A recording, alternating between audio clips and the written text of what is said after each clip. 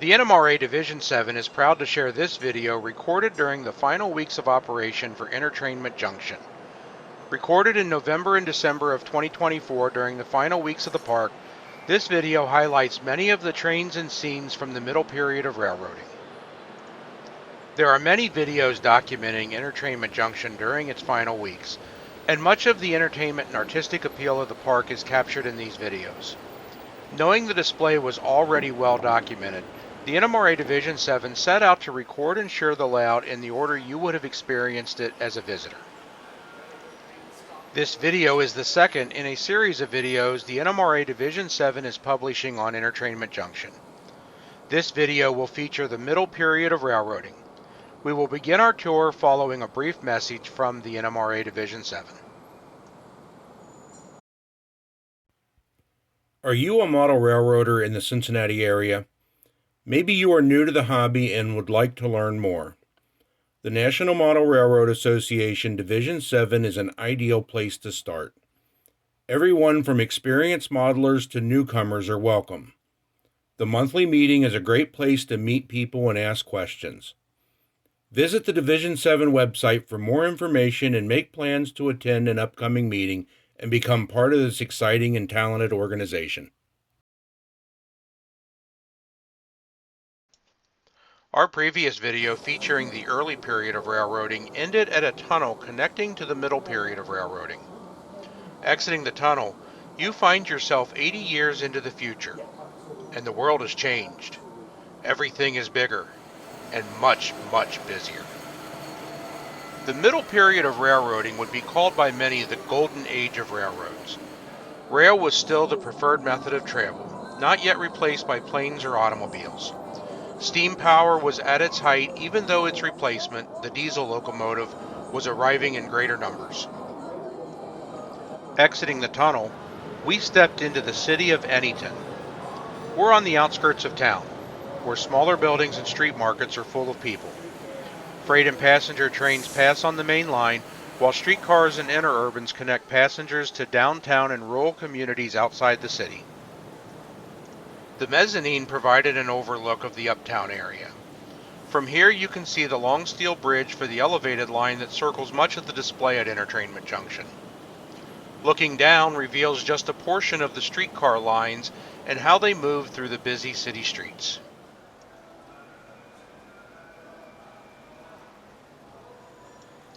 The mezzanine was the only place you could see the interurban lines running through the countryside, connecting rural passengers to the big city. Here you see the origins of the river that ran through the early period of railroading too.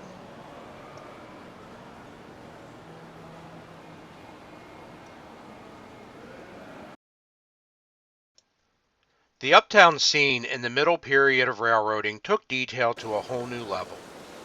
The streets were teeming with people and vehicles and displays depicting a very diverse and active community. This included a city market for shoppers to pick up fresh perishables.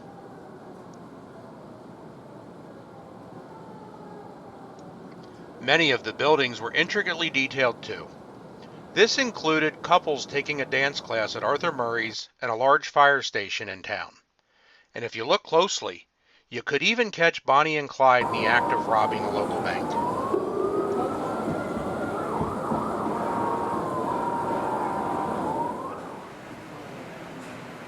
Moving down the line from Uptown, we move closer to downtown Anyton. There we find a passenger car service facility for repairing things like wheels, brakes, and couplers. Safety required this equipment be in top working order, and shops like this made that possible.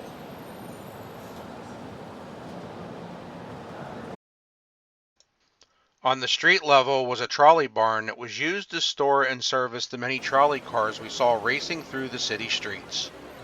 Trolleys from multiple streetcar companies could be seen here at any time.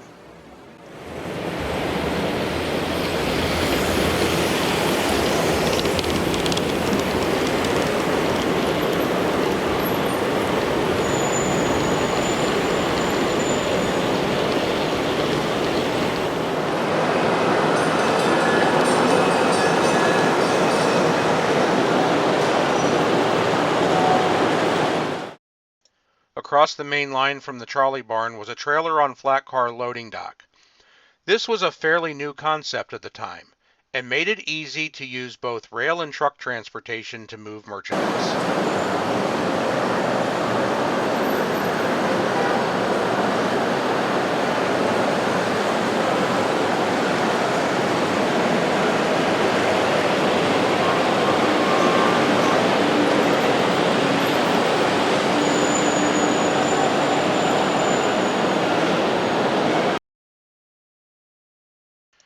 Coal has always been a popular subject matter for model railroaders, and Entertrainment Junction certainly did the coal industry proud with their scene built around the Black Star Coal Corporation and the large mine in town.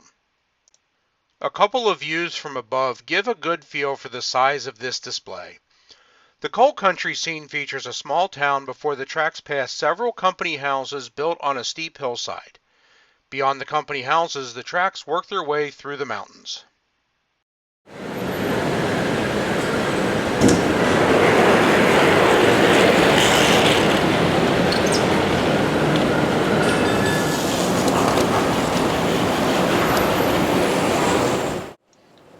The detailed town scene includes the Black Star Coal Corporation offices that sat across the main line from the coal mine. The interior was very detailed, with workers taking orders and scheduling delivery for customers.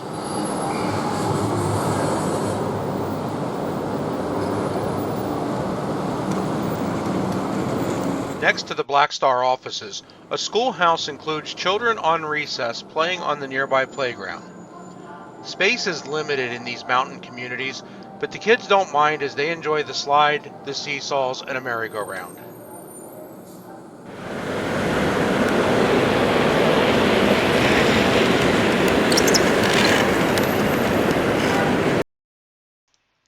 In the foreground, the local service station sees plenty of business.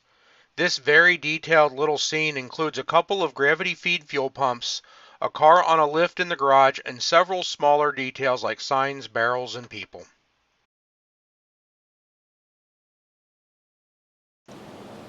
Just outside of town, company houses dot the hillside.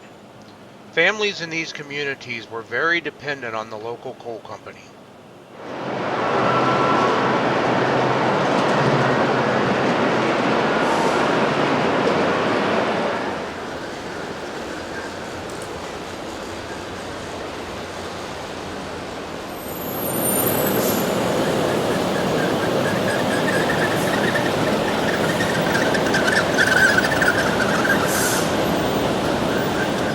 Coal mined from these mountains would be collected and prepared for distribution across the nation. There was a constant flow of trains moving through the mountains to get coal to distant markets.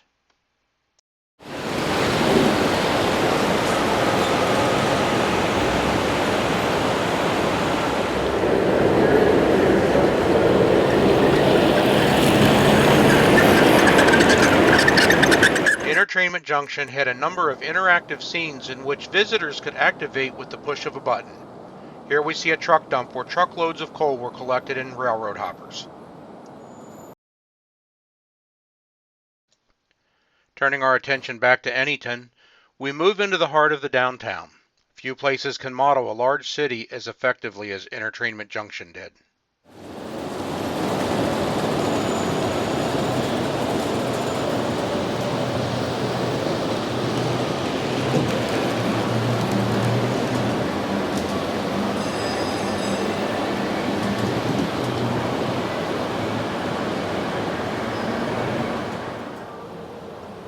One of the more popular buildings in Anyton was the F.W. Woolworth Company. For many, the name Woolworth sparks a bit of nostalgia, as this was once a very popular retail chain. The model of the Woolworth store at Entertainment Junction was just another example of the park's dedication to detail. Looking inside the large windows, you can see racks of clothing and merchandise, and people shopping in all parts of the store. There was also a food counter, which was very accurate for the period model.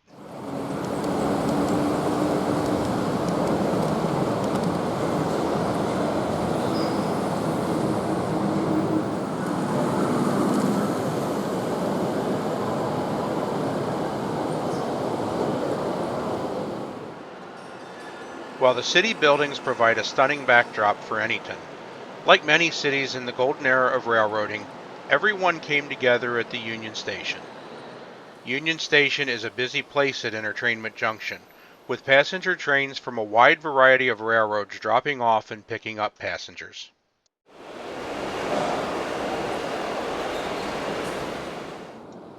A detailed waiting area lets passengers relax before heading down the steps to the loading platforms.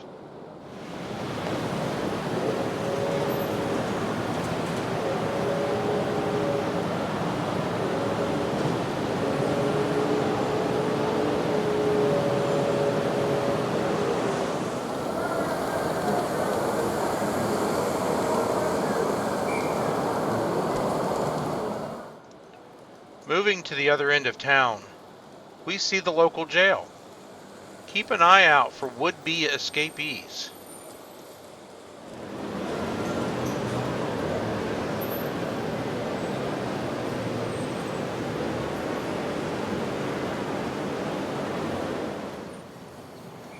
Anyton gave the volunteers a great opportunity to add more details. Crowded streets are filled with many different vehicles and pedestrians. And if you look closely at the Fox Theater, you can even see a man on a ladder fixing a misspelling on the marquee.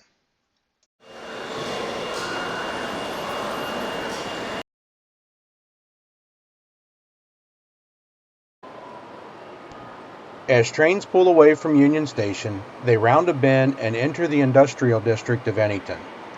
The buildings of downtown continue to tower over this part of the layout, but the industries across the tracks made this a distinct part of the layout.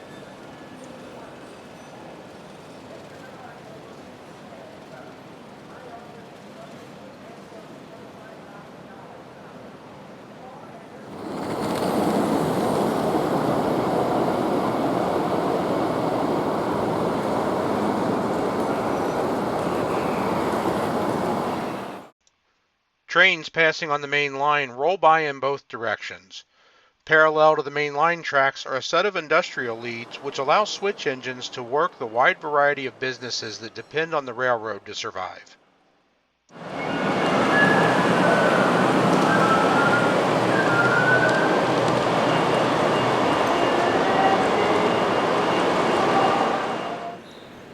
The industrial district at Entertainment Junction was as detailed and intricate as any part of the layout. Like in any real city, a lot of different businesses were required to support everyday life. At Entertainment Junction, some of the industries you will see represented in the following clips include a fuel distributor, machine shops, lumber yard, and meat packing plant. There was a construction company, a gas station, and a general store too. Each of these scenes and buildings were detailed inside and out with people, vehicles, and industry-specific items. You could spend hours investigating all the details the volunteers built into this miniature world and still not find everything.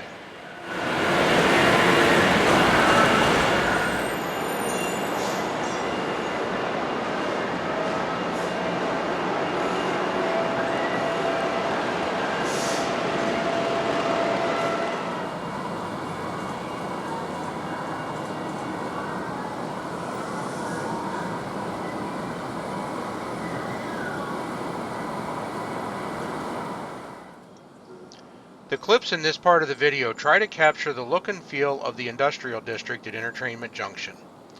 This part of town wasn't glamorous, and the volunteers did a great job recreating the feel of a gritty work district.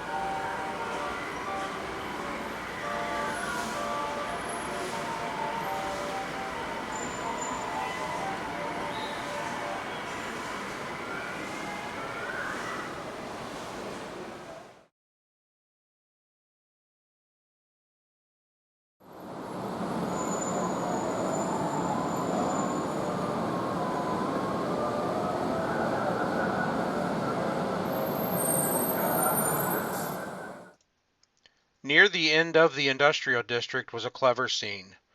A drive-in entertains patrons with classic movies. The drive-in scene itself included a concession stand, a playground, and a couple of guys sneaking in the trunk of a car.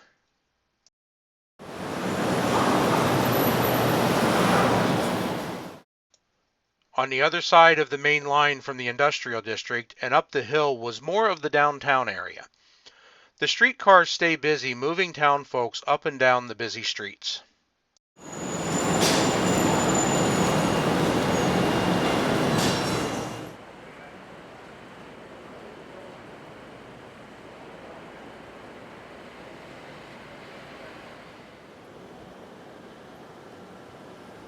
One of the more recognizable buildings in this part of Anyton was the Rexall drugstore. The orange facade is easily recognizable to anybody familiar with the brand.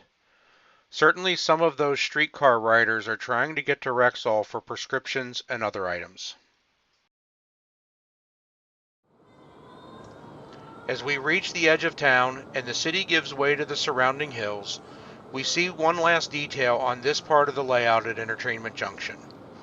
A tram was used to carry passengers up the mountainside to a hilltop resort. This was another example of a visitor-activated animation. Pushing the button would start the tram's journey up and down.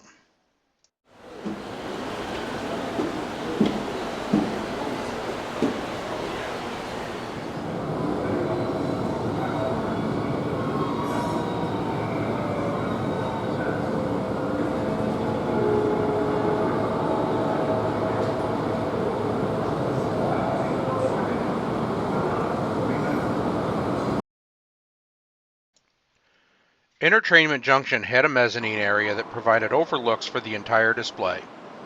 The mezzanine was also home to a recreation of the Coney Island amusement park. This piece of nostalgia was very popular with guests, especially for those who remembered when Coney Island was the biggest amusement park in town. The Coney Island display at Entertainment Junction was more than 1,000 square feet. Volunteers invested a lot of effort recreating many of the famous rides from Coney. These included the Lost River, the Flying Rockets, the Tumblebug, and the Sky Ride. Also included were the Carousel, the Haunted House, and the Shooting Star roller coaster. The model of the Shooting Star was over 40 feet long and provided the backdrop to the park. As you watch the clips from Coney Island, see how many of these rides you can pick out.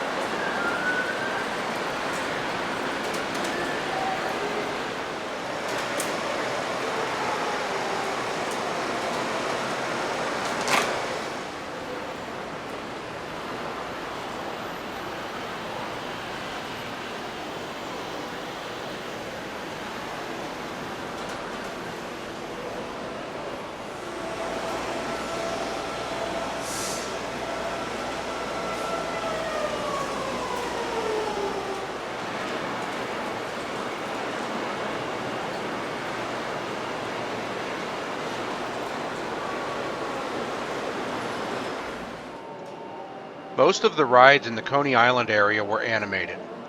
Visitors could start each ride with a button on the front of the display.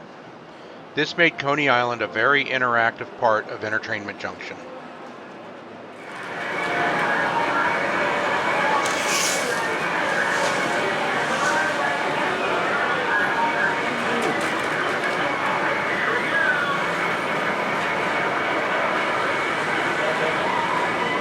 Besides the rides, the midway with games and concession stands were also modeled.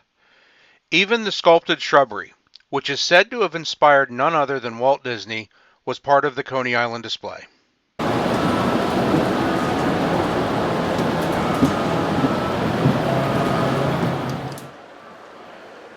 Throughout all the displays at Entertainment Junction, the lighting rotated between day and night. This allowed visitors to see each scene from a whole new perspective. The nighttime lighting was especially effective at Coney Island, where most of the rides and buildings were illuminated.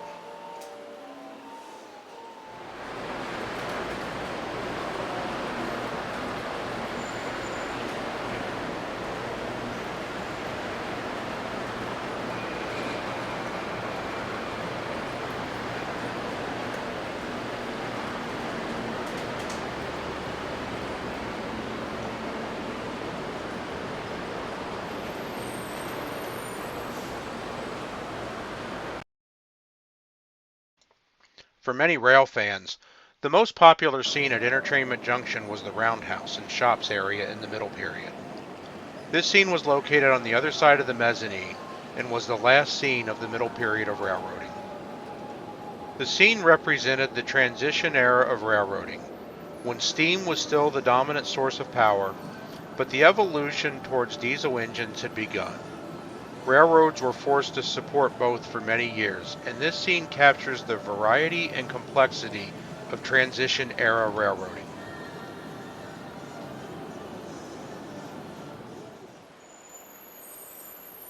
The first detail in this scene was towards the back on the hillside. An incline carries passengers from the town on the lower level up to the trolley line on the hill.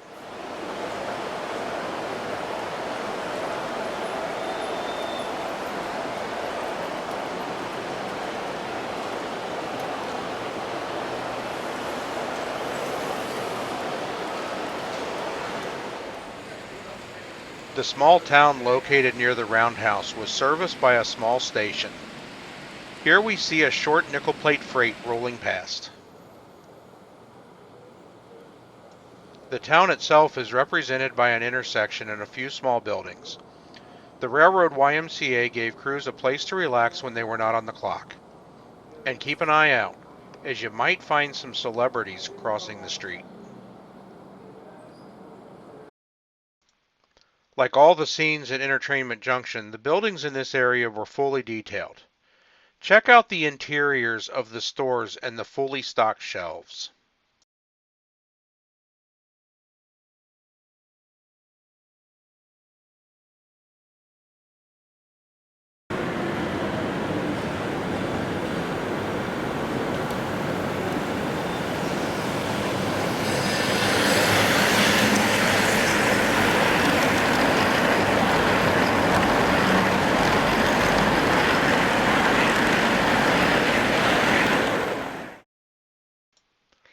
The mezzanine provided a great overview of the Roundhouse.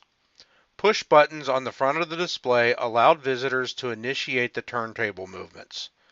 There were multiple movements programmed into the system, including moving engines between Roundhouse stalls and moving them back and forth between the coal tower and service area.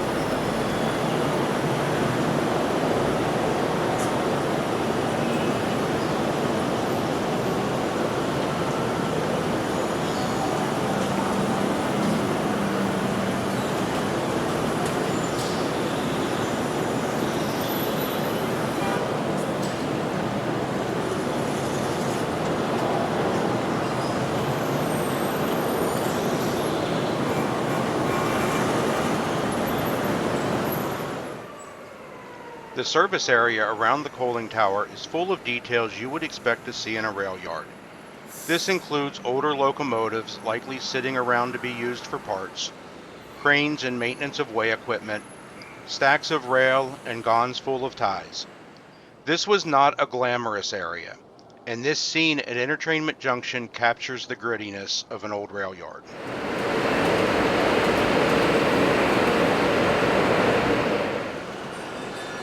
Beyond the Roundhouse and steam servicing facilities, the railroad had expanded to service the ever-growing fleet of diesel engines. By now, it is clear diesels are the future. The concrete pad, the two-stall engine house, the fuel storage tanks are all signs of progress on the railroad.